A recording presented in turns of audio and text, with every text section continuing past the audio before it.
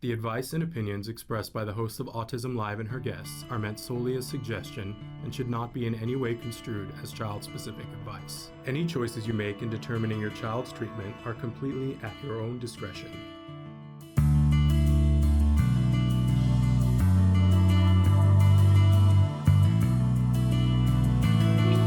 Good morning and welcome to Autism Live. I am Shannon Penrod and so excited to be here. As you can see, we are joined by the fabulous Lisa Ackerman from TACA. She's the founder of TACA and has been at TACA making amazing things happen now for how many years has it been? 25. 25 years, which is truly amazing. If you don't know TACA, TACA, you can go to tacanow.org.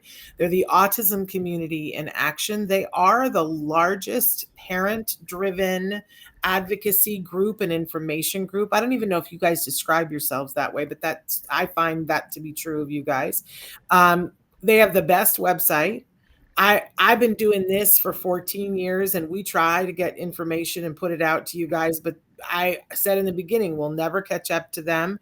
They have the most amazing website. If you're looking for autism information, it's where I would start. And then don't have any plans for a couple of days because you can go very far down the rabbit hole on their website.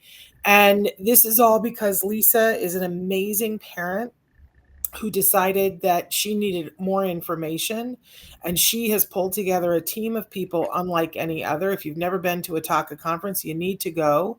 Or if you've been to another conference and you've seen the small army of people that come in wearing TACA t-shirts who look like they're having more fun than anybody else because they are, then you know what I'm talking about.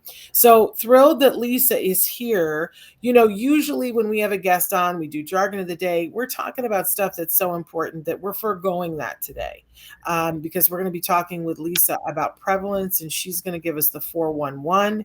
I know we had Lisa on. We recorded with her in March for her April appearance, and we made sure that we said we think that the new prevalence numbers will be out, but they weren't by the time we recorded, and we'll come back with another show. This is just us keeping our promises here. So we're finally going to dig in with forks and knives and figure out what the numbers were. I do want to say that we're still doing it remote because our studio is still in process. Very excited though to be in there this afternoon. But a couple of quick housekeeping things. We are live right now on Facebook, YouTube, and Twitter. So if you are watching on those sites, please feel free to write into the chat right now. Both Lisa and I are able to see if you guys write in any questions, and we love to get your questions. I also want you guys to know that we are live right now on those channels and will be available on those channels as well. Don't forget that we have two very robust YouTube channels, one that's Autism Live, the other one that is Ask Dr. Doreen. Please go and visit to watch and hear. You can see and hear video and audio when you're watching on YouTube. Obviously, we're on Facebook as well, but those, as you know, those the live things that we do kind of cycle on, and they only let you have a few of them up at a time. So if you're looking for something that happened in the past, do visit our YouTube channels. We know, though, that most of you like to listen to us in podcasts, and that's wonderful.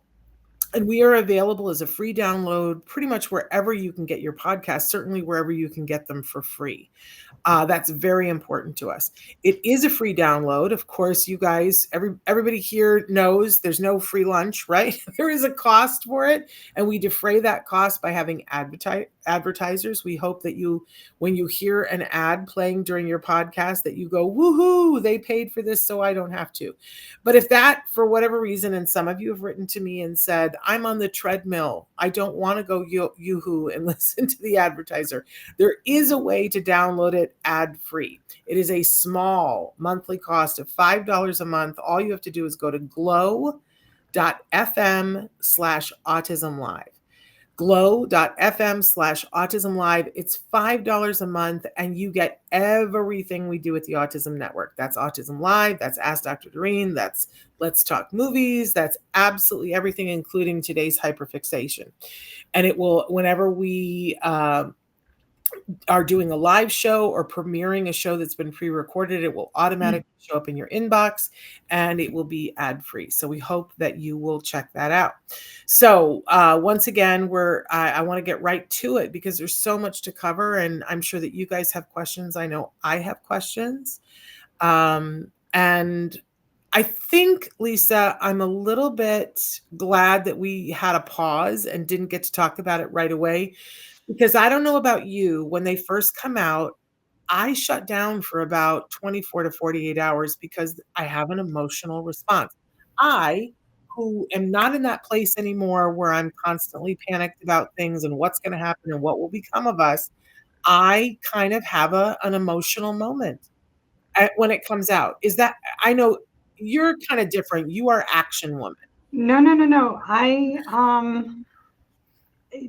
Shannon, you and I are sisters when it comes Mm, to that. I always think with this number, so many more people will care because mm, it's such a big number. mm, Um, and when I hear slight increase, and people who have a corporation would kill for 17% increase in revenue. To see 17% increase in 2 years with a childhood disability is not something you want to see. And even though we love our kids, we love every person with autism, we know that's just more people that have needs that often are being overlooked or not addressed. And that's what's hard. So I'm with you. I fall apart too. So yeah, and for me, I just kind of get a little paralyzed. I have to be honest with you guys. Like, I know everybody was like, you haven't said anything, and I'm like, I don't. What would I say? yeah, Um, So, but now there's been a little time, and I think it is important that we talk yes, about it. That we, more than anybody else, that our community understands these numbers, because hmm, there's so much misinformation about everything under the sun. We need to be informed because people are going to ask us, correct. what do these numbers mean? And my goodness, we had movers asking me questions the other day. You must have this times 75, because I don't go out of my house very often. Let's be honest, right? I'm a homebody, and COVID just, forget it. But I go to the bank once a year and stand in line because I do everything online now. But I stand in line, and the person behind me starts talking about autism without me wearing a T-shirt or anything. Yeah, It just ends up happening. I make a customer service phone call before they know in the office. They're like, "At what point is it about autism?" Right? So we need to be informed so that correct. we have something to say when people ask us, because they will ask us. So where would you like to start? Oh my goodness. So just acknowledging that behind every diagnosis is an individual, a Yes. person, someone we love. So I always like to start there. And unfortunately, it's not a perfect census. So it's a survey, and this time it was 16 states. So the new rate is it went from 1 in 36 to 1 in 31, 17% increase. And I'm looking at my notes here just because I want to be very as accurate as I possibly can be. 3.27 or 3.2 of all 8-year-olds born in 2014 have an autism diagnosis. That is a very high percentage. In California, that jumps to almost 6%. It's a 384% increase when the CDC started calculating the statistic in 2000. The staggering thing is 4-year-olds are 1.7 times more likely to have autism or eligible for diagnosis at 4 years. And that's changed significantly from years ago. And what we're seeing is that means we're seeing more kids with autism coming at a younger and younger rate. Chris, if you don't mind pulling up chart 1. So what's really important about this chart, it used to be autism was surveilled and looked at before 2000, just being watched as a very rare condition that affected children. In 2000, they started to do an in-depth prevalence survey. And that's when we started to see the number. So Jeff, my son, was diagnosed when the numbers were at 1 in 500. And we've seen just a steady increase ever since, with no end in sight. Now we're at the 1 in 31 as reported by the CDC. Chart 2, which is also really important. How is that calculated? Well, thanks for asking. You see the birth year for each prevalence survey, the survey year, which does take some time, and the analysis. They're making that window as shorter and shorter as possible. But I just want everyone to have the facts. This is 8-year-olds only. Looking at everybody in this survey of 1 in 31 was born in the year 2014. And people always go, hey, is it really, really increasing? Is it just the CDC that's really good with all the fingers and toes? No, no, sir, no, ma'am. If we could bounce to the blue chart, chart number 3. Chris, you're awesome, by the way. Yes, he is. This is the California Department of Developmental Disabilities, and showing the rapid increase. And again, not to make jokes or parallels, but if we were in corporate profits, this would be fabulous to see a chart go up like this. This is a chart of people needing support and care. Now, what I always like to stop and talk about this particular chart, these are the kids in the state of California in school. We know so many, I mean, you and I, Shannon, know so many people that can't be part of that chart, can't get to school, have no ability to be in school. So thanks, Chris. That's a great way of just sharing. Yes, autism is on the rise. It's increasing. And what we know firmly is that it is a condition that affects mostly males. 1 in 4 are male. And right now it's 1 in 20 boys nationally, 1 in 12.5 boys in the state of California. Yeah. That one, I'm glad that I didn't hallucinate that. I mentioned the other day when you were going to be on that was the number that I wanted to talk about, that I saw in those initial days that kind of started my descent into paralysis in that 48 hours. When I saw that, I couldn't breathe for a minute. And then I haven't been able to find it since. So thank you for telling me that I wasn't completely left field. You're not crazy. You're definitely reading it right. And I think what's another staggering stat is rates are rising fastest among children of color now. That's Asian Pacific Islander, Black, Hispanic, and biracial are now outpacing white children. And that's just a demographic statistic. It's not me targeting or doing anything. It's just reporting the data. And that is staggering. So and again, we often hear in the news that it's the better diagnostics, broadening the criteria. Well, there's no evidence to demonstrate that's what's happening. I love Dr. Walter Zaharodny, who's the principal investigator around the CDC. He gets asked that question all the time, and this is a quote from Dr. Walter Zaharodny out of Rutgers, New Jersey Medical School. He said, the conventional answer, which has been given ad nauseum for the past 15 years, is that this is a gigantic increase due to either better awareness of autism or shifting definition of autism. Neither of these are correct. I feel like I'm in a bad epidemiological version of Groundhog Day. God bless Dr. Zaharodny. Yeah. And I do too. I'm with him. I don't know what character I am. It's not a romantic comedy, and it's not even a comedy. It's a concern. And if we don't mind going to the next chart, the yellow one, chart 4, this is what, how do I say this? Shannon, you and I got most paralyzed by this. We used to say now we're just picking up and diagnosing the quirky kids that will turn into scientists or Bill Gates later on in life, and that's not the case.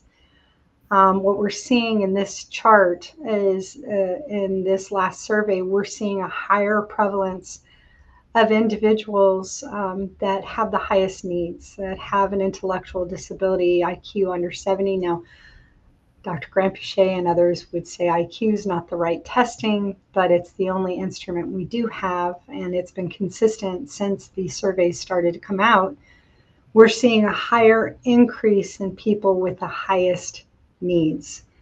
And then if you go to the next chart, the last blue chart, which is not part of the ADAM survey, this is just how we were surveilling autism prior to the ADAM survey in 2000.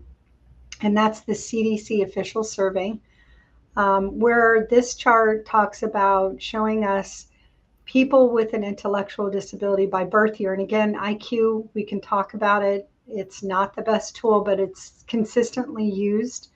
So we can show consistently over time, starting from 1957 to 1993, we're seeing a pretty standard rate of people with autism and intellectual disability by birth year. And those show where they actually did censuses in particular markets like Wisconsin, Utah, North Dakota, and Minnesota. And then you see the ADAM survey from the CDC with 8-year-olds, and we're seeing that number rapidly increase. So my goal in sharing these charts, and thank you for being my Vanna White, Chris, that is just what's staggering is the number of people with autism not only are being diagnosed more often, but they're also having a higher set of needs. And as a mom, it's Mother's Day yesterday, and as a parent and as someone who's concerned about having the right resources for everyone that needs help, I'm deeply concerned by these statistics. So I'll stop with my rant. And hi, Shannon, how's it going? Oh, I mean, that's not a rant, but at all. So you have permission to actually rant. I just want to give personal perspective of that. When my child was diagnosed, it was 1 in 110. And I remember saying, we actually have video of me saying 1 in 110 is different when the 1 is your child. Yes. Right? But I remember talking with my mother about all of this. And I went on a rant about how there has to be better information. There has to be stuff on the government level. And my mother said, I know because it's happening to you, it feels very personal and but there's other things going on in the world. And I said, what number does it need to be for you? And I've heard you say this many times. What number does it need to be for people to get concerned, for people? And I remember there was a year when there was some scientist, I wish I could remember who and what year she said it would happen, but she said, by this and so date, it will be 1 in 25. And I remember everybody thought she was whack-a-noodle. Right. And when it went to 1 in 31, I was like, oh, that is perilously close to 1 in 25. And when we consider that it's 1 in 12.5 or whatever number in California, we've already passed that. It does make me ask the question, what number, when everybody goes, oh, maybe we should do something about this. Maybe we should ask different questions. Maybe we should. And here's a question that I did not look up, and I'm going to put you on the spot here, but it's okay to say that, it's a big document and that maybe you don't have it all memorized. Not yet. Still metabolizing. Those are the high points, but go for it. What you got? But my question, because I did get paralyzed after I saw that 12 point, whatever the number was for California, for the longest time, it seemed like the highest number was in New Jersey. But is California now the highest? Yeah, we're number 1, and Jersey's number 2. Which is not something you want to be in. And there was a really exhaustive study by the UC Davis Mind Institute. And they tried to identify as just everyone moving to California because it's so cool. We have, great beaches, etc. And because there's services, and that study demonstrated that's not the case. It's not people moving to California for services, because I'll tell you, there's about half the people in the state that are not happy with the level of services, and there's a portion of people that are happy. So it's not the best state for services. In fact, I would pick, if I had to pick, Wisconsin or Massachusetts or in the Northeast. They do a much better job at providing support and services than California. So it's not migratory or tied to states, specifically. It's just we have a lot of people and a lot of autism. That's so interesting because people always ask me, if I'm going to move to a state, which state should I? And it changes. I remember when Utah was a vast, there was just nothing. And now all of a sudden Utah has jumped in terms of services because, people said we need to put something and invested some big money. But you just blew me away when you said Wisconsin. I would have said Massachusetts, but good to know about. But all of it is devastating. All of it is hard to hear.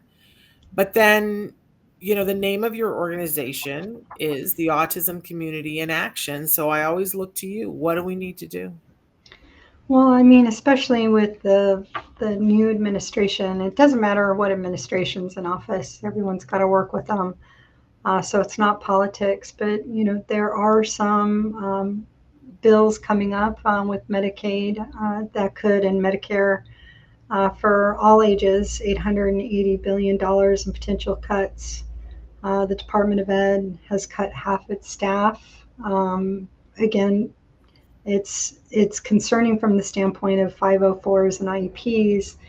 We need an agency to monitor what's going on, and the removal of DEI programming. So I think if you have a person or a loved one with autism, I would be in contact with both your state and federal legislators and let them know what services are important to you, whether it's your IEP or access to medical care through Medicaid and Medicare. Again, depends on what age you are. Some parents have both the parent and the child on the different federal level and state level support. So I would let people know what you are using and what is a safety net for your family and what's being missing from your services. And again, it's not politics to say what it is you need. It's really important to make sure your needs are made known so they know what would happen if they made cuts. So I encourage that with 1 in 31, we are seeing this administration set autism as an initiative for the first time. We've been beating the drum and asking for this for years upon years. I think over 15 years was when the first presidential candidate blog came out, and what you need to do to support the community as a federal representative, whether you were a legislator or a presidential candidate, what's needed. I think we all need to be involved, and don't be afraid. It's okay to maybe practice your speech on your neighbor or your sister or brother, but let them know what services you're using and what's super important for your family. Yeah. And with 1 in 31, you're not only worried about your child, your individual, but the ones coming up next. So that's what I would encourage, is be part of the process. Don't be afraid of it. Yeah. Judith Ursity at Profound Autism Alliance does a great job in how she addresses the needs of profound autism, the highest needs population. And Shannon, I encourage everyone to let your needs be known and let your concerns be known. Yeah, I can't speak for everybody else, but I know when my son was diagnosed, we certainly told our friends and family. Like within the first 24 hours, I think I called everybody I knew and said, hey, this is, what the diagnosis is, and we don't know what we're doing yet, but, that isn't everybody. I think a lot of people don't go and tell everybody, but I can tell you after we told everybody, we kind of isolated. And I was saying this the other day, that I think that there's a handful of people who actually know what the journey was, what we did, what we went through, what we experienced, how hard it was at times, how, financially hard it was. it was, as much as I sit here and talk, I did not talk with my friends about what we were going through. And so it can't be surprising when we have politicians that are making choices for us based on not knowing what's Right. really going on in your home. And I think, Lisa, you're exactly right that we need to be speaking up and speaking specifically, and not. I think a lot of people speak to the universe now online. I see a lot of people that are doing videos and being to the bone honest. And my goodness, I just respect your truth so much. I could never have done that while we were in our intervention.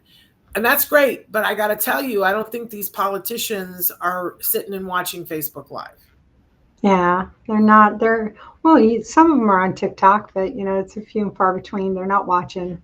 Yes. But I really think as a constituent, it's more important to really share what's important to your family, and to become an advocate, not just at the IEP table, but an advocate at the legislative level, both state and federally. Yeah. And that means, sometimes you got to start in the very local level. I know we all want to get a message to the our senators, and there's lots of ways to do that, and our representatives, and to the current administration. There's lots of ways to be heard doing that. There's apps that help you to find, if you don't know who your representatives are. But I can't stress enough how important it is to start at the local level. And you can go to the meetings that are, I've only been able to do it a couple of times since COVID, because that's when somebody explained to me that 9/10 of what happens on the local level. I have to be honest, I didn't get that before, but I get it now. And there's so few people at these meetings. So figure out who your state assembly person is and start following them. They're somebody who's out with their public a lot. And if you educate them, that message gets to the next set of people. Be places where these people go to press the flesh and talk about this agenda and the realities of your life, which is not the same as the person next to you. Right. Right. And I would encourage adults with autism to do the same thing. What if Medicaid is important to you, that you have the access to also the same legislators to talk to and share your story. And I think another appeal that I would love to see, again, if my magic fairy wand was working, I always like to show my magic fairy wand, is that the American Psychological Association in 2013 added every autism diagnosis into one level with DSM-4, how we diagnose autism. And so Asperger's and PDD and OS were removed, and everything got put into one bucket. And I think I wish we could add something like Asperger's back, and I wish we could add something like profound autism in. And keep autism levels 1, 2, and 3. I'd be curious if Dr. Grampuchet had the same thoughts. We just talked about this the other day, actually. A week ago tomorrow, we were talking exactly about diagnosis and about this. And of course, she was a huge champion of having it be all under one umbrella in 2013, and thought that would be so, because it allowed people who had Asperger's to have access to services where before they didn't. But she says now, no, it's too confusing for people that somebody, well, she gave the example that somebody who's a 1-3 versus somebody who's a 3-1, that they're not even recognizable as same disorder. It's very, and we had somebody who wrote in and said, can there please be a distinction for adult diagnosed autism? That we don't want to take anything away from those people, but when you are diagnosed as an adult, it is very confusing to the public because they are thinking about the 3-year-old, and that is a different dynamic. Completely. Yeah. I wish I could credit who thought of this. It wasn't me, but once you've met one person with autism, it's just one person, one human. And just like our fingerprints, they're all different. Yeah. And it really, I think diagnostic specificity would be really key here. Yeah. And if the American Psychological Association was listening, and again, we're reaching out to them as well, I think bringing something like Asperger's back and adding in profound autism and having that specific set of tools, that would be more helpful. And it would be more clarity for the public and for the diagnosticians and the clinicians providing support and the medical care professionals providing care. It just would make it easier. And I think it's hard to understand autism's levels 1, 2, and 3. And, that's crazy that you and Dr. Grampiche, I missed that one. We're talking about, that level of autism could be different. But it breaks my heart because, tax dollars and what have you. I think I did the calculations 4 years ago. It was almost $2,000 per taxpayer that you're paying in each year for autism. Yeah. So that number is going to keep going up, even though you don't have a horse in the race, maybe. Not highly improbable if you're watching Autism Live. But for a lot of people who say, why should I care? Well, it's going to reflect in your taxes. This makes me think about the fact that on your website, you have, again, I mean, you should just win all the awards for your website. It's a team. Remember, it's a team. Well, but you guys should win awards for it. So on your website, there's so many different things, but there's a basic page about information about autism that has some of the most incredible statistics I've seen anywhere. Things that hadn't ever occurred to me. And one of the things that you talk about is how many trillions of dollars that, I don't know, what is it, the last 10 years that you guys have a statistic for how much it has cost the general public. Not because in the past, what we had always heard was that for a family that between, once your child is diagnosed through their lifespan, that it was going to cost you an additional, I think the number was like $2.4 million. Right. For the individual family that you would not have had your child not had this diagnosis. I think that's a really conservative number, and it doesn't take into account the spectrum. That spectrum. But I'd never heard the huge number of what it's just costing Joe Public before. How amazing is that? Yeah, 7 trillion. T, not B, not M, trillion is the 1990 through 2019, what it's cost to our economy and our taxpayers. And I mean, again, I don't like to look at just pure cost. That's not a fair statement. It's also a human, a person, an individual, but that's a lot of money. I don't have that many fingers and toes to count that rate. Yeah. And they're expecting that by 2029 we'll be at 15 trillion. So the societal cost is staggering. And as the number goes up, we can only expect that number to go up. Yeah. And on the flip side of that, what happens if we defund some of the things that are supporting these people? Which, that's some of the reason why we need all of you to speak up and say something, because I don't think when people are making these decisions that they understand what's at stake. For instance, right now, we've done a lot, both during the show and outside the show. We have a lot of people writing to us being very concerned. It's IEP season, and it's been one of the weirdest IEP seasons on record. I think because the schools are frightened and don't know what's to come. I keep quoting to everybody that all of the things that I'm reading say that current IEPs are protected. That's very clear in all the language that has come from this administration. But what I'm seeing are parents who were coming in and asking for an IEP for a child who is diagnosed with autism, who is non-vocal, and being told that they can put them in a 504 plan. And I'm hearing that 6-7 times a week, Lisa.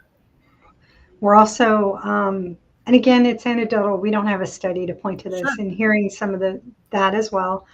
But the other one of new IEPs, when you are signing your new IEP, there's less and less services and supports in it as to and anticipating potential budget cuts for the new fiscal year, which starts July 1st. Right. So there's different mileposts as you drive on the road of the highway of life that we're hearing through the support channels that we offer at TACA and through talking to other autism organizations. There is some deep concern as to how IEPs will be funded and what services will remain. They're still happening. IEPs are happening and what have you, but I'm concerned about to the depth and level of which the support is being offered.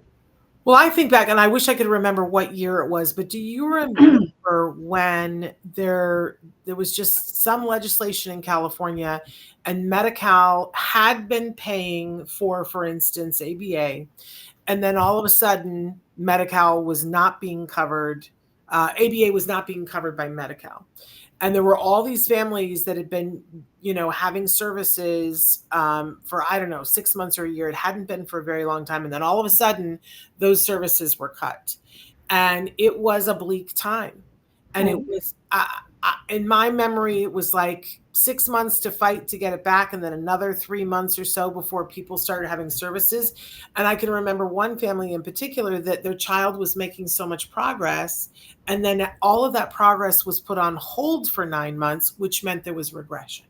Yeah, I forget the year as well, but I think the other challenge that we're seeing is there's 2 staggering wait lists that are happening, and Cognoa did a really great study last year. It came out in January 2024, that the average wait list for a diagnostic was 12 to 24 months across the United States. And then you add on top of that the average wait list for services to start. Now, again, there are some people, they put you on a wait list and it's going and going and you get on pretty quickly, but they're also seeing equally the 12 to 24 months. And when you hear the mantra, early intervention is key, well, what the hell? We're waiting, double the lifetime of that kid to get the diagnosis and then access to care. And so we need to do a much better job. We can accurately diagnose a kid under the age of 2. We can accurately get services going that are unique to that individual's needs. And medical care is available if we could only place that as a priority and have people target and get kids access to that early intervention. We know such great things can happen. But again, I don't want to bum out someone with an 8 or 9-year-old. It works on them too. We know so much more about autism today. We could do such a better job, and looming budget cuts are not the strategy. Yeah. We were already behind the 8 ball. I've got an 8 ball over in the corner. We need to, in case I have to make a big decision, right. Got to have a magic 8 ball. But it's interesting. I'm seeing Daniel write in a couple of comments about, you can't cut research and defund programs all at once when you care about it. Yes, there are discrepancies, again, not to be political, positive things and negative things happening. I can hold multiple thoughts in my head at the same time. Yeah. That we're glad autism is an initiative, and thanks for putting it as a priority, but don't defund things and cut things at the same time. And he also said, his son was switched over to a 504 before he graduated, and they stripped other federal services. So that just it's a very much a tightrope situation. So please reach out through TACA channels. Whether you do the virtual support or in-person meetings or a conference or what have you. Reach out and talk about 504s versus IEPs, and get the support you need just to make sure the services are there. And I mean, I know that, it's so exciting when someone says, you don't need an IEP anymore. You want to dive on that and run with that. But I would tell you to hold on your IEP as long as possible, just to make sure everything is smooth sailing, regardless of when you have an IEP and when your next IEP is going to be. If they say at your next IEP they want to switch to a 504, just say, can we have 1 year consistency and just make sure that these services are not needed before you take stuff away. You can always call a new IEP as a parent at any point in time, and have your services day in place just to make sure it's smooth sailing before you downgrade to a 504 plan. Sorry for new parents. These are all school district things. IEPs are the meeting and the document. 504s is a step down from that. Less needs and monitoring. IEP is the higher needs, higher monitoring. So I apologize with the alphabet soup we're throwing at you.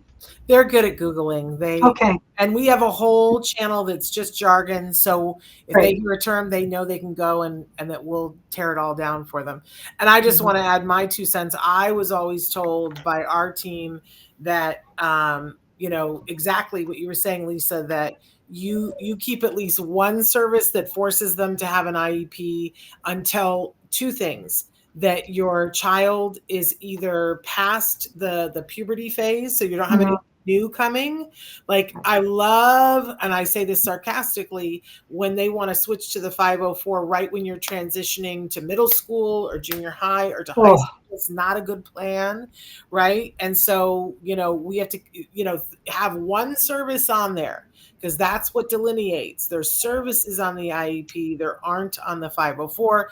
And as Lisa said, fight to have that service in place for at least a year when everything is cooking with gas, until you transfer to the 504, because that's the way to best accommodate your child. And I get it, everybody's different, but that's the advice I got, and boy, I was so glad, because something comes up, and as you said, with an IEP, you can always call an IEP meeting and have a discussion. With a 504, you don't even get benchmarks. They're not accountable for a whole lot, and when your child doesn't need that, that's perfect and wonderful and celebrate it. But for a lot of our kids, until they're done transitioning, we should be sure. Yeah, I like the reminder on the milestones. Elementary is a different world than junior, and junior high is a different world than high. And then college is even another different world.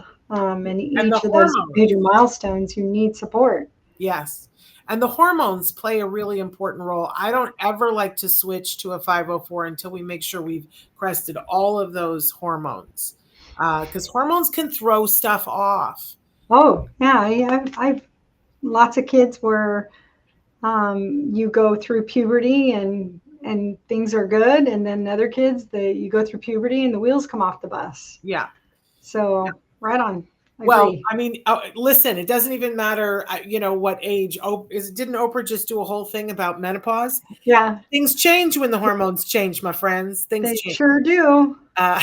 Just my hair color was different for a long time. Really? You have such beautiful blonde hair. What color? Yeah, it was brown. Yeah. Really? I dyed it every color under the sun. I know we're on Autism Live, but yeah, I think I've dyed the pigment out of my hair. Well, but it's funny, because I always I'm in my marriage, we refer to me as the 80s chick, and my husband is the 70s dude. It really about everything, but especially about music. And I know you have similar taste in music that I do. And my hair has been every color under the rainbow too. But my hair has had at least a little bit of gray in it since I was 17. So I just stopped pretending that I really, but I've had, in fact, there was a period of time in which I dyed 2% of my hair bright orange, because they were estimating that 2% of the population could be identified as being on the spectrum somewhere. And everybody was surprised by how visible 2% of my hair was. It did not turn out well, and it looked like somebody had smashed me in the front with a tomato. But now we're almost at 4%. And if you figure that we're at 6 point whatever in California, that's a significant swath of my hair that would need to be another color. And I did that because so many people, it's so funny when you bring up numbers, how people justify numbers and just go, oh, it's not that big, it's not that whatever. And people were like, 2% of the population, we shouldn't be kowtowing 2% of the population. that it wasn't that big of a number. And I wanted to demonstrate, we had a choice. We could do a video about Legos or I could dye my hair. We should have done the video of Legos. But, well, you know, Dr. Lynch, Dr. I forget what's his first name, Ben Lynch. okay. He wrote a book called Dirty Genes, not the genes you wear, but that are in your body, GENES. And he talked about people who grade prematurely, have methylation abnormalities, including methyl B12 and leucovorin and all those things of needing that. So yeah, I've gone through and I've done all that, still dyed the hell out of my hair in the 80s and 90s and 2000s. And I think that just messes things up for sure, pigmentation wise. Which is in fact why when we were getting pregnant with my son, that's when I stopped dyeing my hair, because I said, if you're going to make an omelet with old eggs, everything else should be fresh. That was what my phrase was. I love you so much. That's funny. Well, I was about to be 41 when he was born. So, you know, we were pushing the upper envelope of what we were going to do. In any case, I digress, as you know that I do here. That was great fun. Let's digress some more. Now let's talk about 80s music. I'm just kidding. Well, no, okay. So if there was one band and perhaps one song that, like, if this was played at an event, that we would see Lisa lose her mind and jump onto the dance floor and it would be over. What is it? Oh, I don't think the dance floor is there. My taste has changed from the silly music I used to dance to, but I'm talking about when you were younger. Yeah, I'm talking about David Bowie. I just love his music, and I can't remember what I had for breakfast yesterday, but I remember all the lyrics on an obscure side B of David Bowie. So yeah, that to me is just butter. And same thing with U2. I like the band U2. Well, I was just going to say, can't do anything wrong. Mine was U2. Yeah.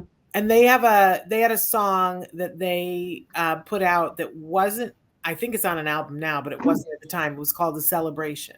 Mm-hmm. And I would lose my mind. Yeah. And still when I hear it, I probably would try to dance and hurt myself and be taken away in traction.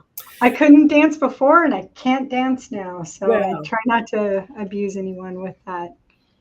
You know the Seinfeld episode when she dances? That's really think that it was styled after, because I just have, it looks like I'm having an event, like a cerebral event. Yeah. Again, sisters. You and I are sisters. We should go to a concert sometime together. We would have fun. I would love that. And you need to know that Chris is concert man. And Chris has the best taste in music. At some point you'll have to, and Chris plays his music. I always say to him, you're just not playing it loud enough. I can't hear it in my office. Yeah, there we go. But Chris certainly is somebody who he could hold his own talking music with you. Yeah, the last one we went to was the Ohana Fest, Dana Point, with Foo Fighters, and some great bands. So yeah, I'd love to go see them again someday. Very nice. And on the flip side, I was so in love with U2, but before U2 was on the scene, for me, it was always James Taylor. It's why Chris says OMD playing this weekend at the Brookside of Rose Bowl. Oh my goodness. Well, I've seen OMD 4 times. Well, I've only seen them once. They were opening, and I don't remember who they were opening for because we didn't stay. My friend at the time was a DJ, and we saw that their bus was leaving, so we hopped in the car, followed their bus to like half an hour away where they stopped to have waffles. So we stopped and sat and talked with them as they had their waffles. Nice. One of my favorite things. My son, first song that he ever loved, Enola Gay. There we go. So there we go. Good times. How passionate we should just talk about music. Yeah, I would be all for that. I'm sure some of your listeners are now like, what are they talking about? We went from a very serious topic, autism prevalence, to 80s music. But yeah, I like the band lineup for this weekend. Well, but I'll tell you, Chris, New Order, not a fun band to watch. They are very boring. I'd rather Really? listen to them. They just Never seen stand New there Order. and play their music, and it looks like they could be mannequins. Oh, how funny is Yeah, that? yeah. God bless them. I Great did music, not though. know that. I've never seen New Order, but love their music. Have. Anyway, but you know what I love about us talking about that is that I love people being able to see that we are still people, Yeah. have a pulse and have a passion, and that our entire worlds don't revolve around autism and our children. I loved yesterday when it was Mother's Day, somebody posted the clip that's from not Sex in the City, but whatever the sequel is, when Charlotte just turns around and says, I am a person. I was a person before I married you, and I was a person before I had you. I had a whole life, and I was capable of doing things without you. Because people forget, I think we forget sometimes. And it's important to stay interested in the things that interest you. And you've found a way to make that work for this wonderful charity that you have, because whenever I listen to Jack FM, they're always quoting TACA and saying things. And I think, don't they do fundraisers for you, or did they used to? Yeah, unfortunately, the LA radio station, K Rock, Jack FM, unfortunately, all the casinos are paying top dollar for all the bands. So they can't afford to do the mix-ups and the bands that they used to. So, God willing, they were such a great collaboration partner, and they help us in other ways today. But They yeah, always are bringing you up. Every time I listen, they're like TACA fact or something. It's amazing. yeah, they're great. We're so grateful for the love and support we get from our community, from parents to corporations to individuals. But yeah, that having that relationship with Jack FM and K Rock probably is like make a wish for Lisa. Oh, Basically, I have so much fun with the run-ins and the different bands, I love it. from metal to 80s and beyond. So since we're talking about this kind of stuff, because we're getting close to the end here, and we need to check in with TACA. You've got some stuff that's coming up. Yeah, we Tell do. us, tell us everything. Well, there, June 1st, we have our 19th annual Family Carnival, which I love in Orange County. And we have people that drive in from multiple states for it. It's such a great event, June 1st. It's basically get in there, ride all the rides for free. You can buy food optional or just bring in a carnival picnic basket and just enjoy a great day, a family day. And then, of course, we have our 42nd National Autism Conference on October 10th through 12th, which also has a virtual option, recorded option for folks who are not able to travel. And again, we have a great relationship with the Costa Mesa Orange County Hilton, who take very good care of us. And we are also regional center vendored, so people can get access to the conference itself. Excuse me. So that's coming up. But then every month we have the monthly learning series. This month is on speech and communication. So we have recorded material, live Q&As and virtual meetings all tied to that topic in speech and communication. So if that's important to you, we're doing that this month. So every month we have a new topic, and we hopefully by the year end you will have more access to information in all things autism. And you got something going on tomorrow that we want to let people know about. What do we have going on tomorrow? Aren't you having the doctor? Oh, that interview. Yes. Okay. I'm like, oh, see, I don't know what breakfast. Okay. Tomorrow I'm interviewing Dr. Walter Zaharodny from Rutgers University, who is the principal investigator of the CDC autism prevalence figures. And I can't wait. So that will be recorded tomorrow and available through all our channels, the blog, podcasts, etc. So, and that you can find on the TACA Now website, and click about TACA, and you'll be able to find that. Amazing. Sorry, thanks for being the brains in the operation. No. It's funny. I can't keep my own schedule, but sometimes I can keep other people's schedules. But that's pretty amazing. And if you found this conversation interesting, tune into that, because Lisa will be asking the intelligent questions and of this amazing expert. You'll get a level that I don't, I can't even come up with the questions I'm sure that you're asking. Well, So he want to dive into that profound number yeah, tomorrow and get his take. And there, it's a hard number to talk about, but it needs to be, it needs to get the light of day. We need to talk about the stuff that's not happening in the school districts or in regular environments that we're seeing day to day. There are a lot of families that can't leave their home and need more support, and we need to highlight that and give them all the sunlight, and all the important efforts need to go to help their families, really. yeah. I feel like there was the pendulum just keeps swinging back and forth, but there was a period of time in which, everybody associated autism with Rain Man. Mm-hmm. And then there were a couple of amazing docs that came out that showed that severe autism piece in a way that was hard to watch. And then I feel like the pendulum has swung the other way. And I love Love on the Spectrum, and I love watching those individuals. But I think that people have now, the general public now thinks that's everybody, even though each one of them is vastly different. I think it's become harder for people that are dealing with the profound autism.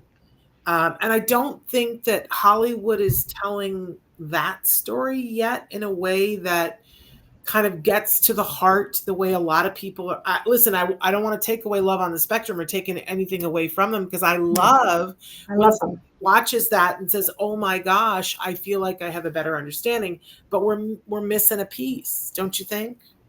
I do, and I think the best service we can do as parents is to go and talk about our stories. And like you mentioned earlier, the TikTokers and the Instagrammers that are sharing their video vlogs and their stories is wonderful. And I hope that continues. That we see the entire part of the spectrum, including the higher needs and the profound autism. But yeah, it every story is important. Every story deserves the light of day, and we need to respect and love.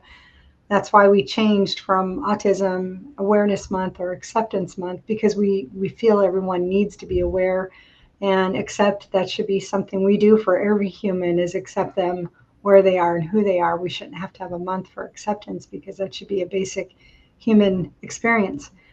We changed it to Autism Action Month, where we take action, and I hope it doesn't end in April. It continues on through all the months, all the way through December, that we take action to talk about our experiences and our needs. So please take that away, and please reach out to your legislator, both state and federally, to make your voice heard. Yeah, I can't tell you how important it is. And I now am starting to get to know some people that are staffers, and they tell me that it's everything.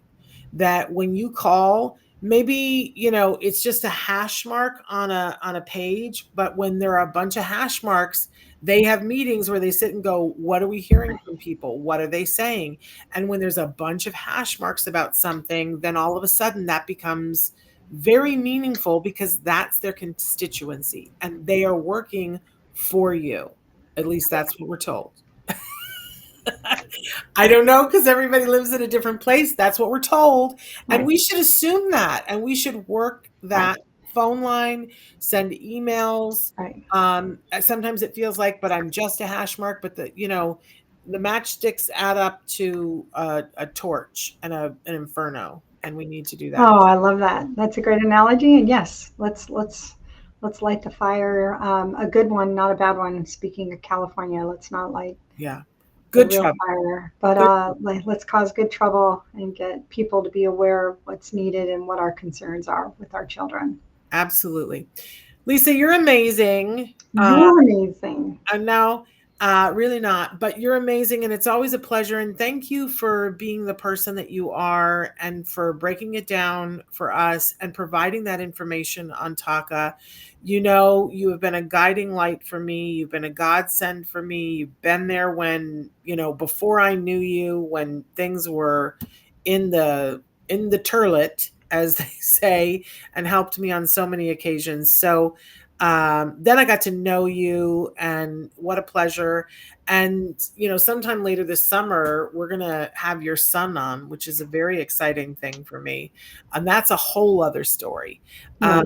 But you're an amazing mom. I know you're an amazing sister, and just a great person for all of us, an incredible resource for all of us. So thank you, thank you, thank you. Well, thank you. And I want to do a shout out to the team that works so hard to lift me up and keep me going. But it's our community. Let's make the best of it, and let's help each child have that shot at a healthy, happy, independent life. Absolutely.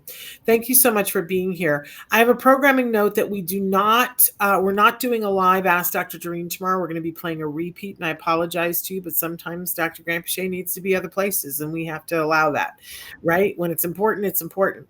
But we're back on Wednesday, and we're so excited. Amazing guests all this month. So make sure that you're with us, and watch tomorrow. It'll be a good one, but we'll be doing a pre-recorded one. Thank you so much, Lisa. Thank you, Chris. Thank you all for watching, and check us out tomorrow. Until then, give your kiddos a hug from me and one for you too. Bye-bye for now. Bye. Thanks, Shannon. Thanks, Chris.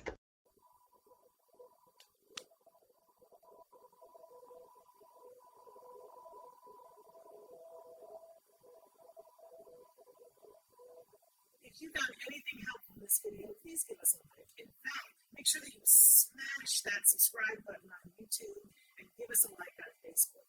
You can also follow us on Twitter and on Instagram for important updates. And please download our free podcast wherever you get your podcasts. Thank you so much. See you next time.